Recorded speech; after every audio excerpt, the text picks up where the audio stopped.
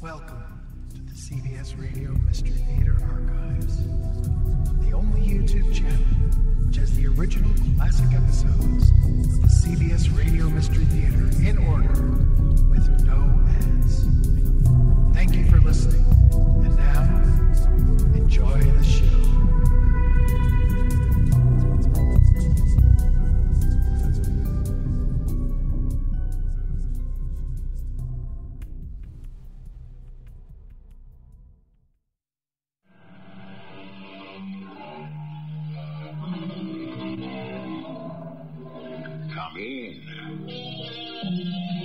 Welcome.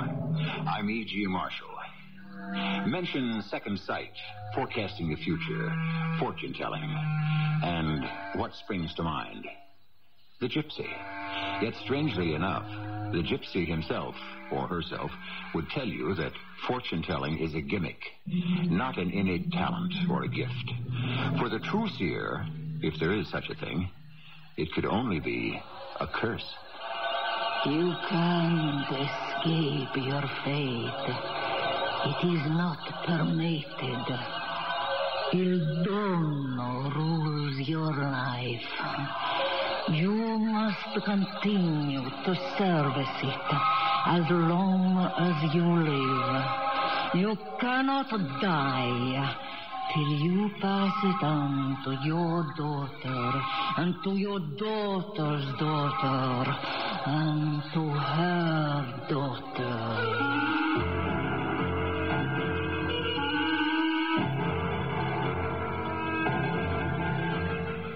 Our mystery drama, The Terrifying Gift, was written especially for the Mystery Theater by Ian Martin and stars Roberta Maxwell. I'll be back shortly with Act One.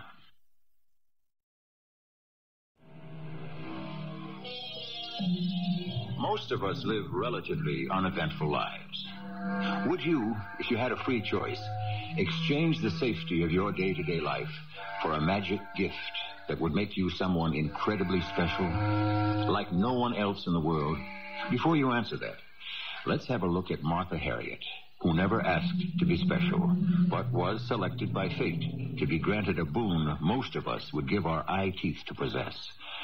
Or would we, if we could, put ourselves in her shoes?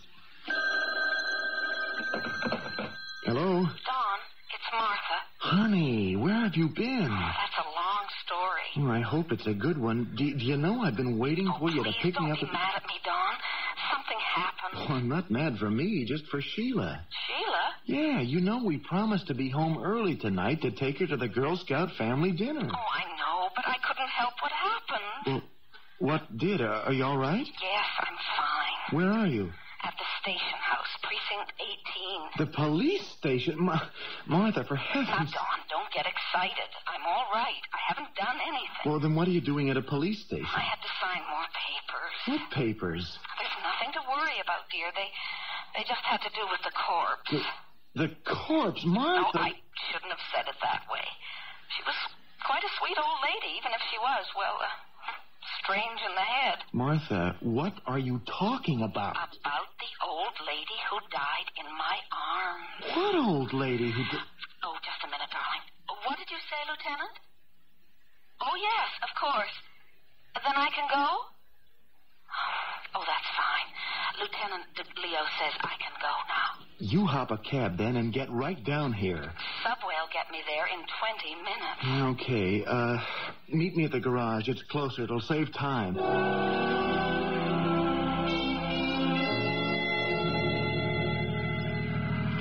Which way are you going? Tunnel and onto the belt. With any luck, we'll just miss the crush. I'm sorry I kept us so late. Never mind that. What happened to you? It's all so crazy that looking back on it, I can't really believe it did. The whole thing is so silly, except for that poor old lady. I guess I might as well begin at the beginning. Mm-hmm. Fine. Now, this time, go right on to the end, please. Yes. Well, when I left you, I did some shopping. Then I got to my luncheon appointment with Judy Sands, and she brought a niece of hers along who's going to Duke University. Honey, couldn't we do without all the irrelevant details? Ah, but they're not. This niece was a very peculiar sort of girl, but fascinating. First of all, I was a bit miffed that she dominated the conversation. But then it got sort of interesting. Well, what was it about? Oh, it was about ESP. ESP? You know, extrasensory perception. Mind reading, clairvoyance, that sort of thing. This girl is a serious student on a scholarship grant. So how did you get arrested? I didn't get arrested. Well, you ended up at the police station. If you'd just listen, I'd explain. Well, after lunch, it was still too early to meet you. So I started wandering, window shopping, thinking of all the things that kid had said, when all of a sudden I spotted this little shop with Signora Buona Fortuna written across the top of the window. Know your future. Private readings. Reasonable prices. Come in. You went to a fortune teller for crying out loud? Well, I had some time to kill.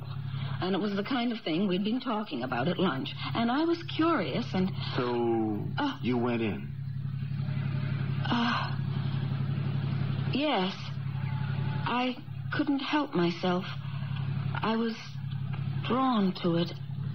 I opened the door. There was a little old lady sitting. The oldest person I've ever seen. You wish a reading? Well, I don't know. I was just curious. Or who is not curious about what the future holds? Come closer, child.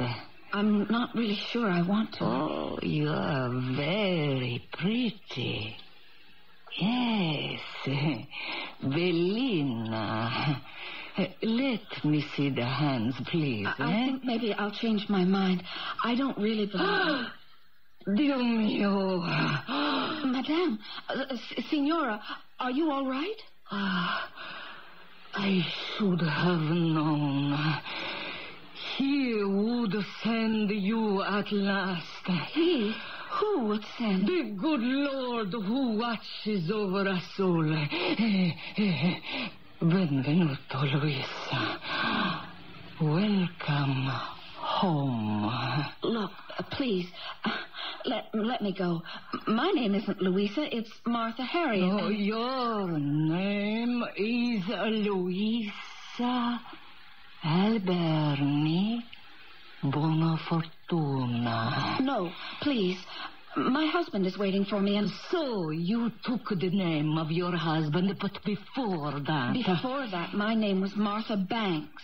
And before that, it was Luisa Bonafortuna. Now, you listen to me. I tell you the truth. There is only truth told here. But I'm not this Louisa, whoever she was. She was my granddaughter that I have not seen in 30 years. Oh, I'm sorry. Did she die? I never knew. Please, you must not be afraid.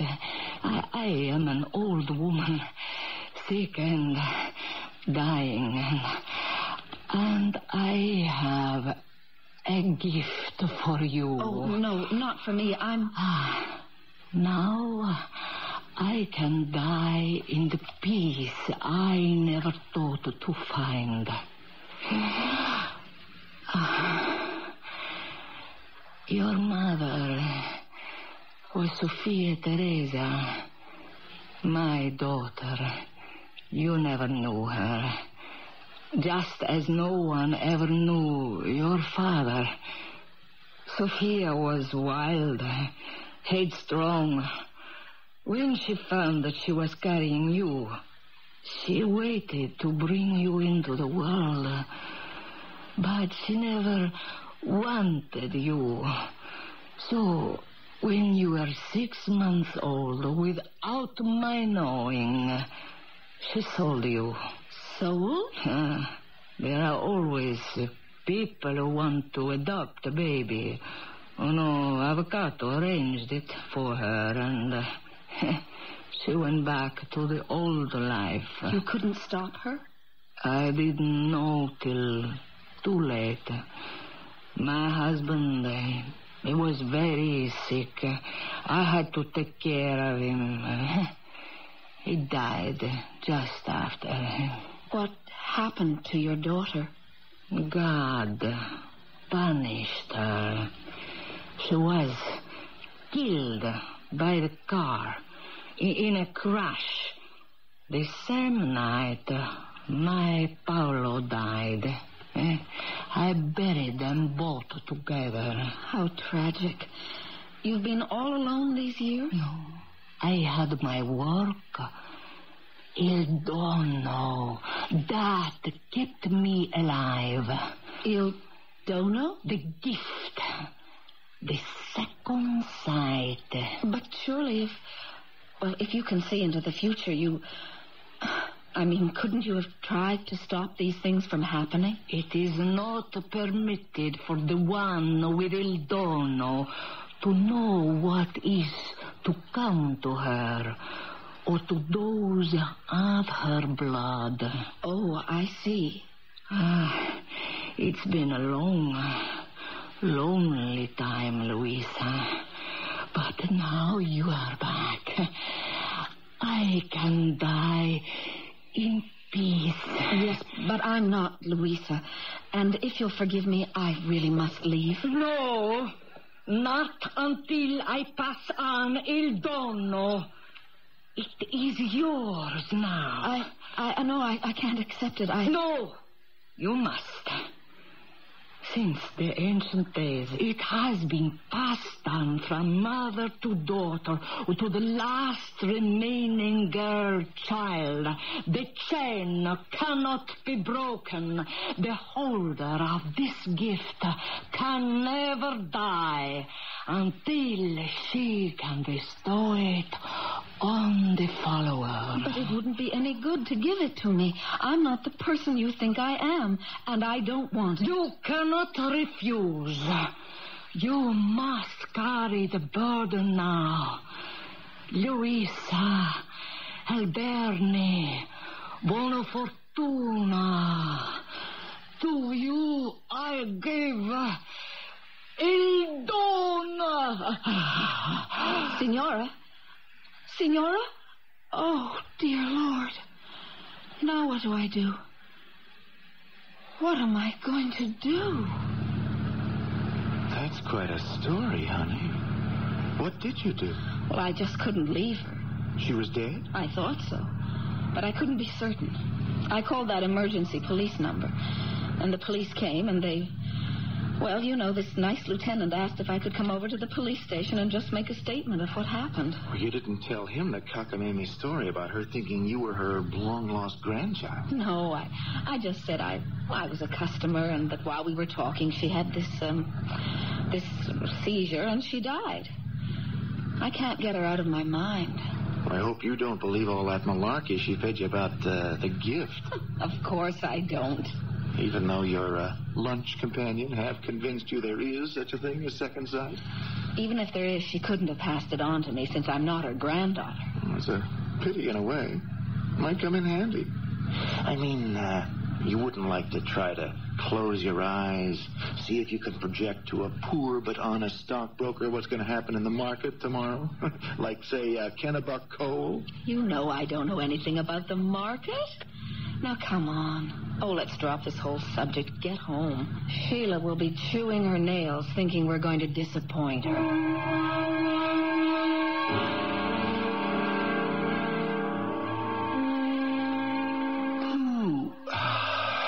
You want anything before I turn out the light? No, darling. It was a nice night, huh? Sheila was happy. Yes, she's growing up so fast. I wish... What, Martha? I wish we could have more children. One is so fragile an extension of us, of what we are. Yeah, we've been down this road too often before, darling.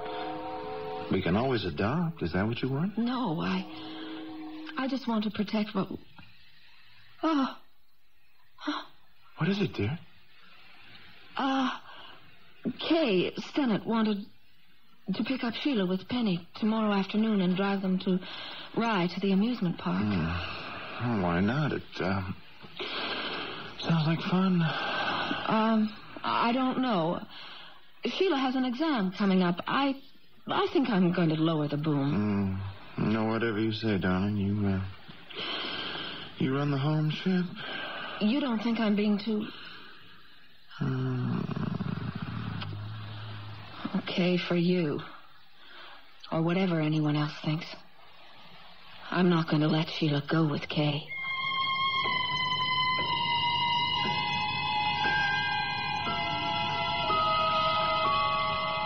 Hello? Oh, Amelia. This is Mrs. Harriet. Could I speak to Mrs. Stennett, please? What? When? On the way back from Playland? Oh, well, how serious? They were sideswiped by a truck? Kay is all right, but Penny is dead. Oh, how awful. Oh, yes, I'll contact the hospital myself. I saw the whole accident in my mind. Thank the Lord I didn't let my little Sheila go along. But could I have stopped it? Did I really know it was going to happen?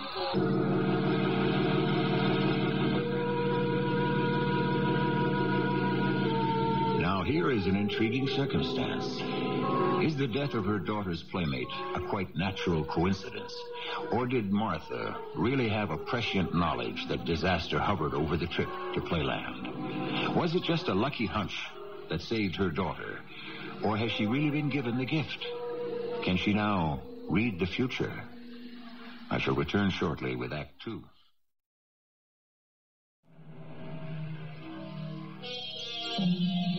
If you were offered the privilege of looking down the long tunnel of the future, would you accept it?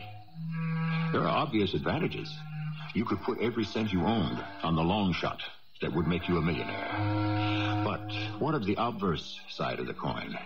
A vision of the obituary column in the next day's edition of the paper, or next month's, listing your husband, your child, or even yourself.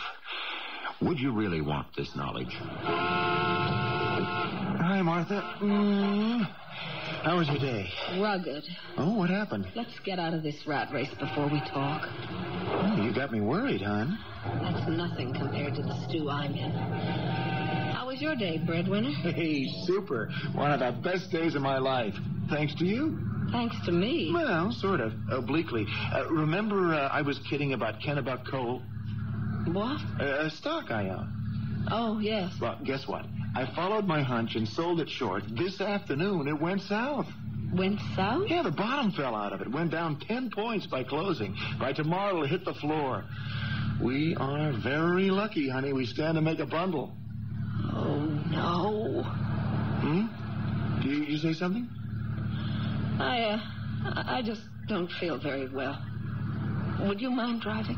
Oh, of course not. But what is it? I'll tell you when we get home.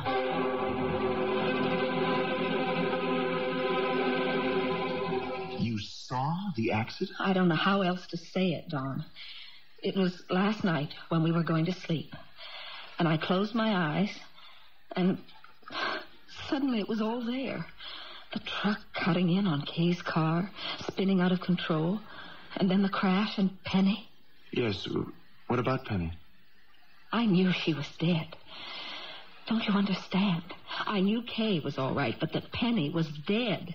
Just as Sheila might have been if I'd let her go along. I saw it. I knew it. Honey, what's the matter? Don't get so upset. You look scared. I am scared, Don. Of what? Of what happened yesterday. You mean you think that old gypsy fortune teller, whatever she was, put some kind of whammy on you? Oh, come on, honey. That's silly. Is it? Is it, Dawn, after my seeing Kay's accident before it happened? Oh, sure it is. You were dead tired and rattled last night after a pretty harrowing experience. That poor old dame dying practically in your arms like that made the rest of the nonsense haunt you. But I knew there was going to be an accident. Oh, you just had a hunch. Like I did about the stock. Come on, you can't read the future. You don't have second sight any more than I do. I hope you're right. Well, how's Sheila taking the accident? She's devastated. Penny was her best friend. Where is she? In her room, resting. Dr. Schultz told me to give her a sedative. Maybe I'll look in on her. That would be nice. That old lady making me out to be somebody else, giving me all that mumbo-jumbo about being her granddaughter and the gift and... Don, would you mind if I booked a flight to Cleveland tomorrow and flew out to see my mother? Well, what for? I think for my sanity, I've got to find out from her who I really am.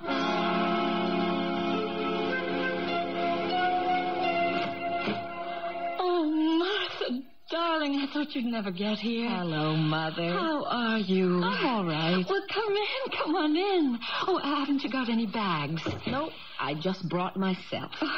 I've been on pins and needles all morning waiting for you to get here. I told you the plane wouldn't get in till nearly 11. I know, but it just seemed to take you forever to get here from the airport. Oh, frankly, darling, since you called me yesterday, I've really been out of my head worrying what this trip is all about. Oh, It's not trouble between you and Don. No, Mother. There's just something rather serious I have to talk to you about. Oh, of course, dear. Anything. Here, sit down. Oh, you do look so tired. You want something, dear? Tea, coffee? Nothing. But I will sit down. Sit here on the couch with me, Mom. Of course. What is it, darling? I'll try to help. You always have. Something very strange happened to me the day before yesterday. An experience that's really shaken me up terribly. Well, what? Well, what happened? I went to a fortune teller's place. You? Oh, you never believed in such trash. I was shopping in New York, and it was too early for Don to be able to leave the office, so I wanted to kill some time. There was another reason, but it doesn't matter anymore. The point is, I went. And this charlatan person prophesied that something dire was going to happen to you? No. It wasn't about my future at all. What I learned about was my past. Your past? Yes. There was a very old lady there who looked at my palm and insisted that I was her granddaughter. Her granddaughter? Yes. That her daughter had had me illegitimately and put me out for adoption. That my name was Luisa Alberni Bonafortuna. And you believe that? I don't know. But it has become the most important thing in my life, that I know. Am I this Luisa? It's a very pretty name. You haven't answered me, Mother. Darling, I suppose I've always known that this moment was inevitable. I've prayed all your life that it wouldn't be, and I have dreaded that it might. I'm not your real daughter. No, darling. No, you're not. We adopted you when you were 6 months old. And you never told me. There were so many times when I thought we should. But I didn't want to lose the way we were, Martha. The two of you were my life. You especially, Mom. Oh, Martha. Martha, I'm so ashamed. Am I really Luisa Bonafortuna? I honestly don't know. You see, a lawyer made all the arrangements for us. We never knew your real name. But I could have been she. Yes. Darling, is that really so important? I haven't told you all about my meeting with the lady who claimed to be my grandmother. I haven't told you she died in my arms, or that she left me an inheritance. What? The gift of second sight. The ability to read the future, to read what it holds for everyone about me. Well, how could she do that? Superstition. Ancient magic, handed down from generation to generation on the female side as long as time shall last. Oh, that's sounds like so much nonsense. You haven't had to live through the last days with me. I suddenly do know what's going to happen to people on the plane here. I had my heart in my mouth. A young girl on the way to the West Coast to join her husband, who was a pilot in the Air Force. And I knew, I could see her husband crashing on a training landing. Martha, my darling, what can I say to you? I am just appalled. I never dreamed a disaster like this could happen to us.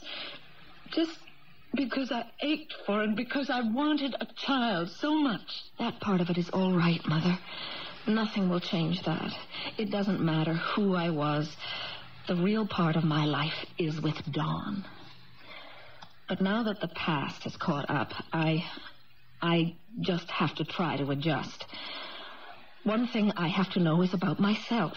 Who am I? Or who was I to begin with? The terrible thing that I have to say to you, Martha, dear, is that I can't answer that question. Then who can? The lawyer who arranged with us for your adoption to begin with. If he's still alive. His name is Denton Schuyler. I just hope you'll forgive me for invading your privacy like this, Mr. Schuyler. Not at all, my dear.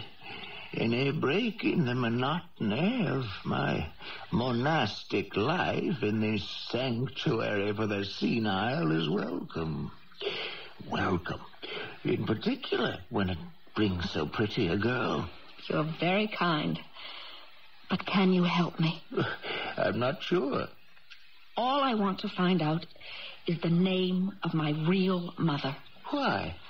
Well, I couldn't explain that. It's really too complicated. But it's desperately important to me. Well, you're a woman, grown. Were you not happy with your surrogate mother, Mrs. Banks? I couldn't have asked for a better mother. I never wanted another. Then why look for one now? What could she give you that the woman who brought you up didn't? Nothing. She's long ago dead. But her mother, perhaps my grandmother, left me a legacy. All I ask you is to remember my mother's name, the woman who brought me as a baby for you to place for adoption. You say she's dead? Yes. And the grandmother? Yes. Then nobody could be hurt. The name. How could anyone forget that name?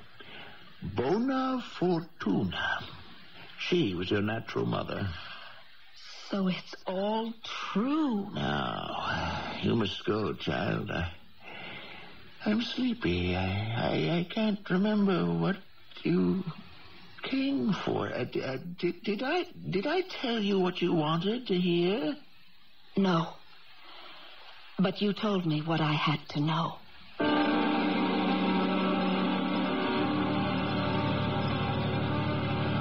What now, Martha, darling?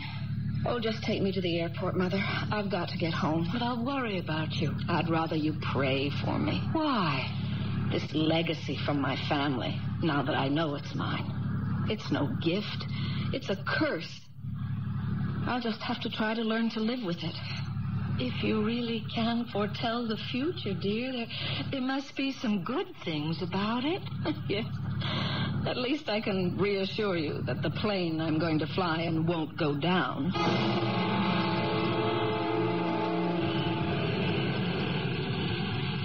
But as I take off, I have this deep foreboding and a secret wish in my heart that the plane would crash and there would be no future for me. But I can't wish that. I can't hurt other people. But beyond doubt, I know that the only way to neutralize what I feel is so strongly an evil power is to sacrifice myself. You cannot escape your fate. It is not permitted. Il Dono rules your life. You cannot die until you pass it on to your daughter, and to your daughter's daughter, and to her daughter. Dear Lord, no, not Sheila, she can't be asked to bear this burden, too. An obscure English classical scholar of the 17th century left us with an enduring quotation. Whom the gods would destroy, they first make mad.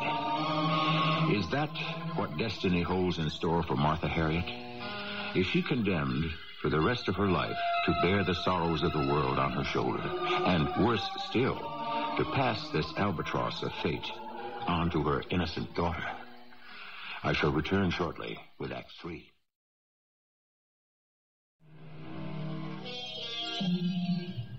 Martha's future is as dark and speculative as all of ours. It's only other people's she can read. And what use is it to tell someone he's going to be lucky? Let him enjoy it when it comes. Or to warn him of future mishaps, which the inexorable law of fate will not permit him to escape. Martha is right. Il dono is no blessing. It is a curse. Be reasonable, Martha. I've lost the capacity to be reasonable, Don. It can't help us. I can't read our stars. That's a closed book to me.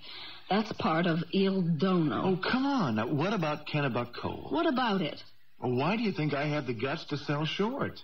You said it was on a hunch. Your hunch. But it was a hunch I'd never have had if I hadn't known you could somehow see I was right. Now, let me tell you something. You can thank heaven we climbed out of it. You must know how extended I am, how near we are to the ragged edge. No, Don, I don't. Being a stockbroker's a chancy business. Now, if I can't swing something big soon, the firm may be in serious trouble. I'm asking you to help me, to help us. I'm trying to explain to you that I can't. Can't? Or won't? Don, please, darling, don't press this. I have to make you understand. Now, how much is it going to drop tomorrow? I won't tell you. Oh, this time it won't. That means you do know, right? Don, for pity's sake, help me. Don't fight me. It can't be used for me or anyone close to me. Well, you knew that Kay and Penny were going to have the accident. Oh, don't remind me of that. Yes, I knew about them. I didn't see Sheila in it. If she'd been a victim, too. Don't you understand? I wouldn't have. That's the blind spot. But you can shut your eyes and see tomorrow's stock reports. You can tell me about those. No. Even if I could, I wouldn't. Dawn, please. I don't want this power. I don't even want to believe I have it. It's only destructive. Look what it's doing to us. We're quarreling seriously for the first time in our marriage. You actually hate me right at this moment. I think as long as you've been struck by lightning, you might as well use the gift you have. And all I want to do is to get rid of it. Or better still, to prove that it was all a delusion, a sort of sickness. Hmm? And how do you propose to do that? I've made an appointment with a psychiatrist. Let's see what he can do for me.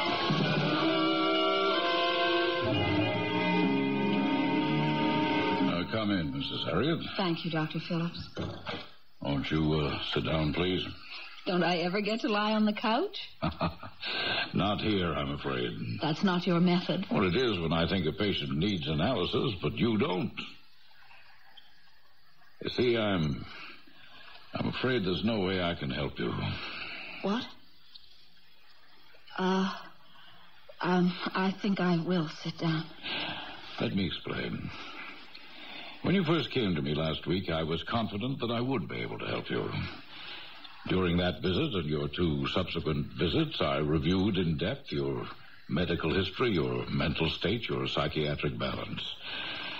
And I found that you were an eminently healthy, well-balanced, intelligent young woman. With one very large problem that upsets all that. Yes, and a most intriguing one. I must admit that in my practice I had never encountered such a strange and persistent hallucination. But I found myself at a loss to diagnose its cause. Maybe foreseeing this terrible accident in which my friend's little girl was killed was just, overprotectiveness on my part, because Sheila is an only child. And foretelling the stock report? Could have been a lucky guess. And the things that you foresee happening to everyone you come in contact with that you can't shut out of your mind? I don't really know. that they're going to happen. I could just be guessing. That old woman had such a blazing intensity that perhaps she just mesmerized me into believing that I have a power I don't have, that I don't want. Yes, I can understand that. But it isn't something you can run away from. I don't want to run. I want to face it and get cured. Clear this obsession or whatever it is out of my mind. I'm afraid you can't do that.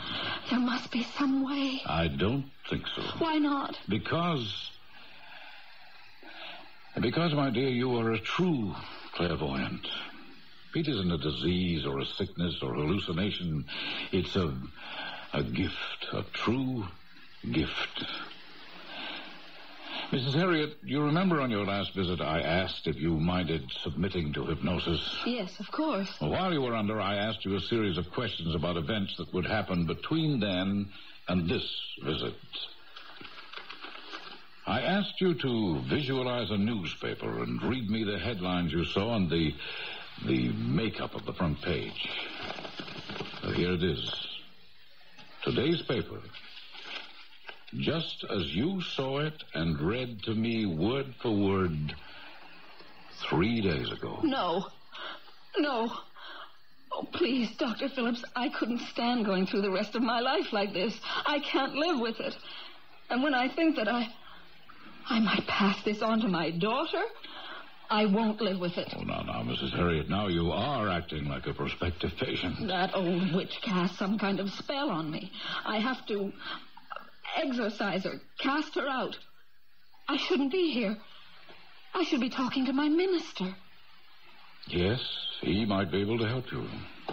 He'd better be. Because if he can't, there's only one thing left for me to do. What? Exorcise her myself. If the only way to kill her influence is to kill myself, I'll do it.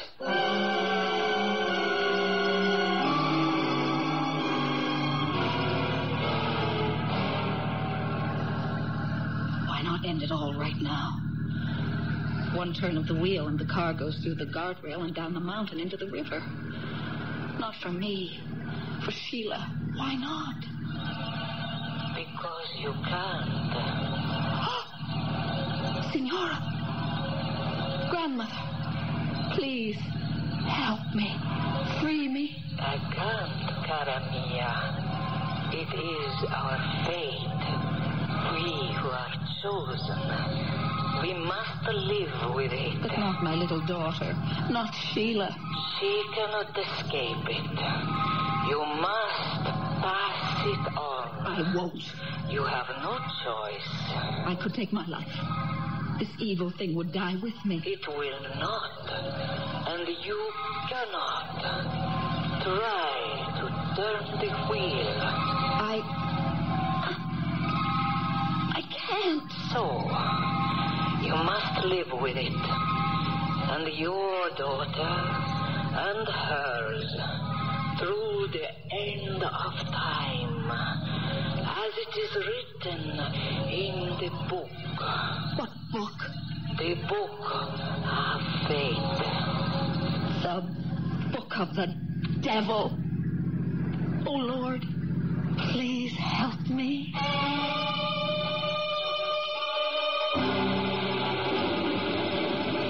You don't have to walk me to my car, Father. It's going to rain. Oh, well, dear me, it has clouded over, hasn't it? Bleak and ugly like your mood, my child. And I think I will see you to your car. I have a few things left to say. But no way to help me except tell me to pray. Well, there are only two who can help you, my dear. God and yourself. Come on. Let's go before the rain. I've tried everything. There's no way I can help myself. I can't live with it, Father. The pain, the suffering. You can't understand. You know, when I was a young priest and I first began to hear confessions, I thought, too, that I couldn't live with all the burdens people brought to me, bearing their souls and their hearts, till I was filled to bursting with their guilt and their remorse and their anguish. And For a long while, I thought I would turn my back on the class and run out into the world where I could rid myself of the problems of others. And then, you see, I remembered the other side of my mission. The help I could bring, the balm of peace I could bring to so many troubled souls. And it balanced out. Can you not find an equation like this in your life? This power I have is evil.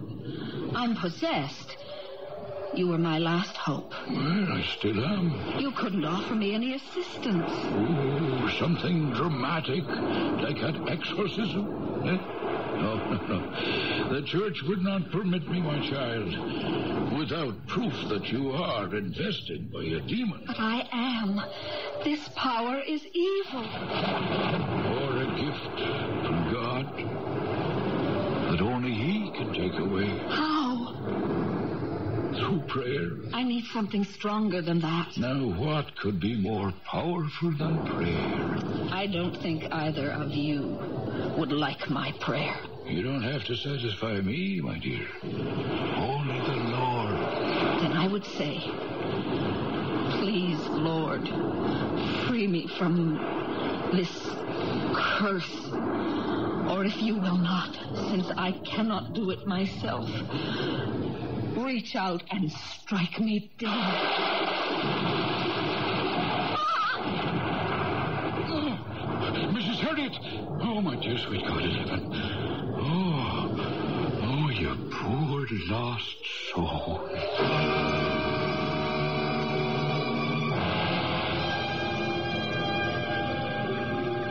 Hi, darling. John.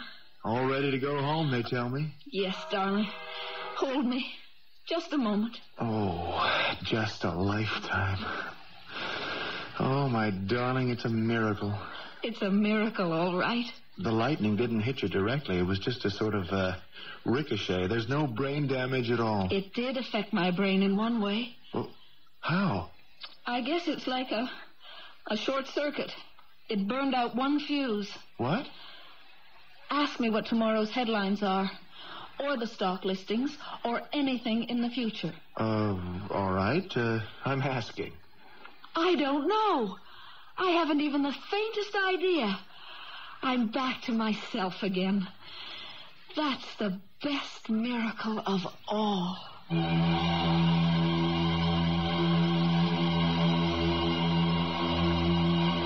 There it is. Are you willing to accept our story without question? Or must you rationalize? Okay, try this. If a sensitive woman was mesmerized into truly believing she could forecast the future, couldn't she just as easily believe in the trauma after being struck by lightning, that a gift she never wanted had been taken from her by divine intervention? It's up to you. I'll be back shortly.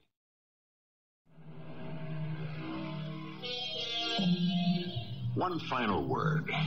Perhaps you read, as I did a few weeks ago, of a man, a deaf-mute, who was struck by lightning and lived, not only without damage, but with the miracle of being able to speak and hear for the first time in his life. Truth is stranger than fiction. All things are possible. Our cast included Roberta Maxwell, Russell Horton, Carol Teitel, and Ian Martin. The entire production was under the direction of Hyman Brown.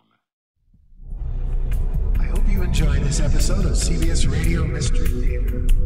If you've enjoyed this and want to hear more, please subscribe to this channel.